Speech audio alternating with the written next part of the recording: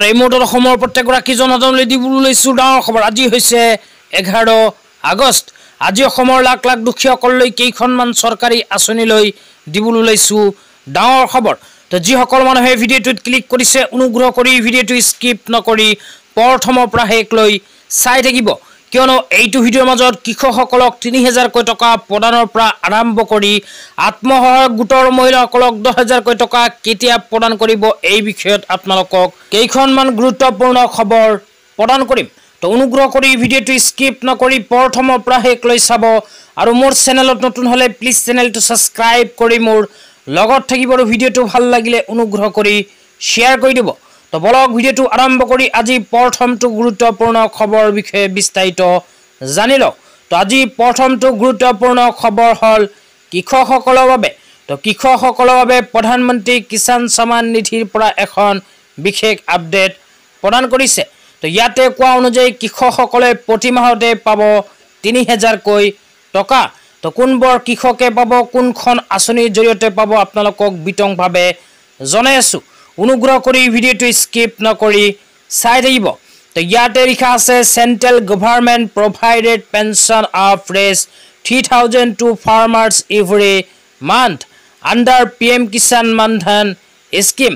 This scheme for any small show and border farmers age 18 to 40 who have up to 2 hectares of farmer land.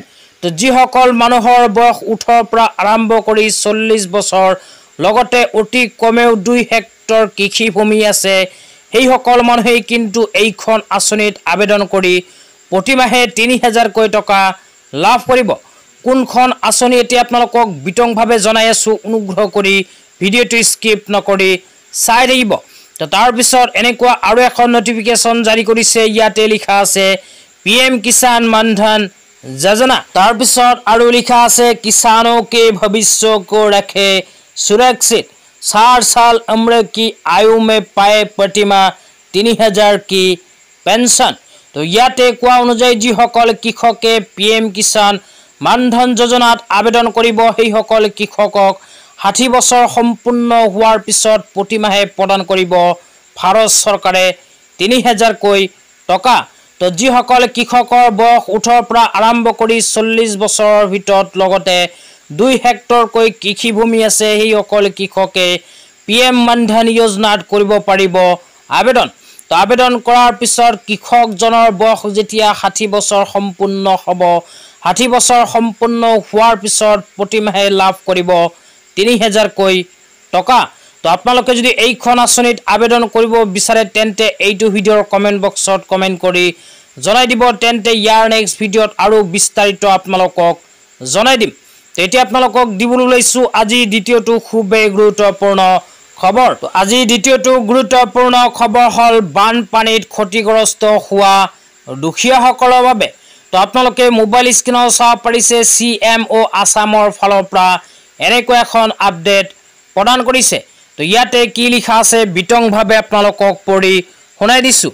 তো ইয়াতে লিখা আছে আজি যোৱাটো বানত ক্ষতিগ্ৰস্তসকলৰ বাবে পুনৰ সংস্থাপনৰ অনুদান প্ৰদান সন্দৰ্ভত মাননীয় অভিভাৱক মন্ত্ৰীসকল আৰু মাননীয় জিলা আয়ুক্তসকলৰ সৈতে জনতা ভৱনত ভিডিঅ' কনফাৰেন্সিঙৰ জৰিয়তে মাননীয় মুখ্যমন্ত্ৰী ডক্টৰ হিমন্ত বিশ্ব শৰ্মা এক বৈঠকত মিলিত হয়।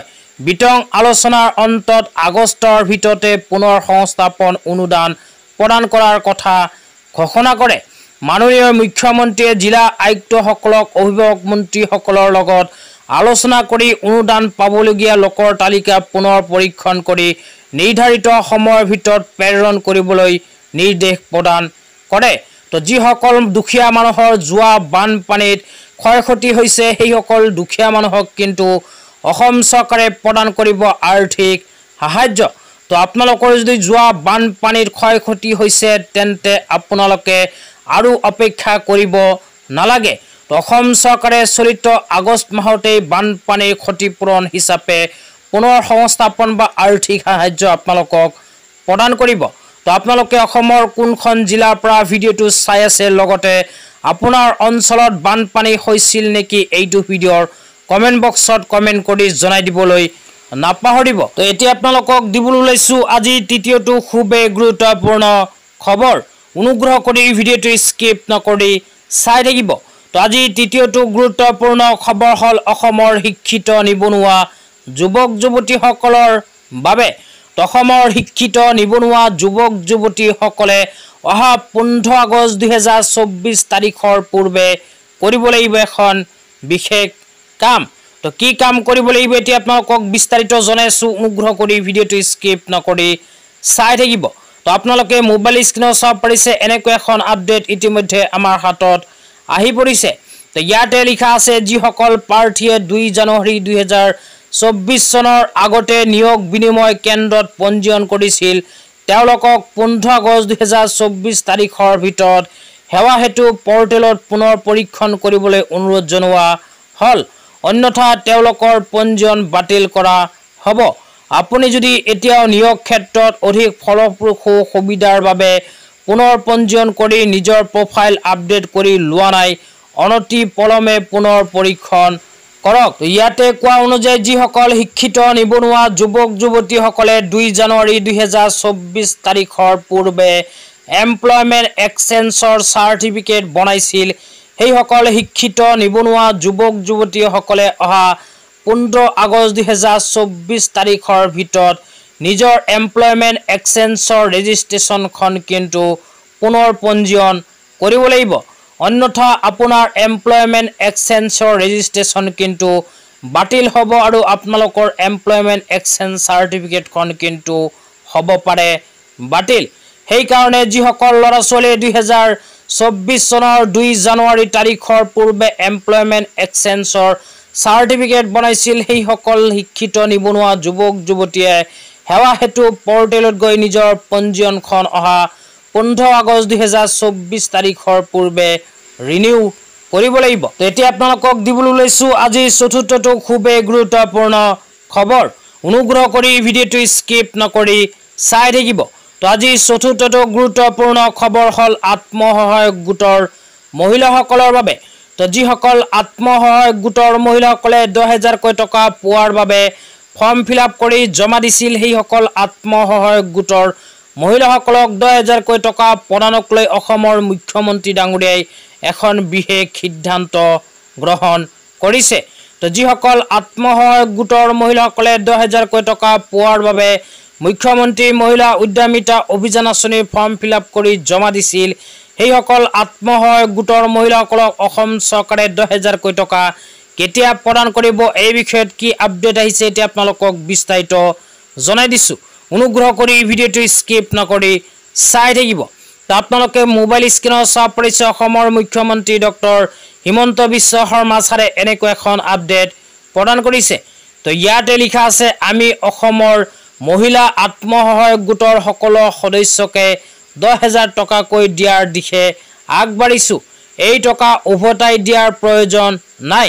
একেদৰে আমি যুৱ উদ্যোগীৰ বাবে অনুদান আগবঢ়োৱাৰ লক্ষ্য লৈছো। তো অসমৰ মুখ্যমন্ত্ৰী ডক্টৰ হিমন্ত বিশ্ব শৰ্মা ছাৰে এখন মিটিঙত আত্মসহায়ক গোটৰ মহিলাসকলক 10,000কৈ টকা প্ৰদানক লৈ এনেকুৱাকৈ বিশেষ মন্তব্য আগবঢ়াইছে।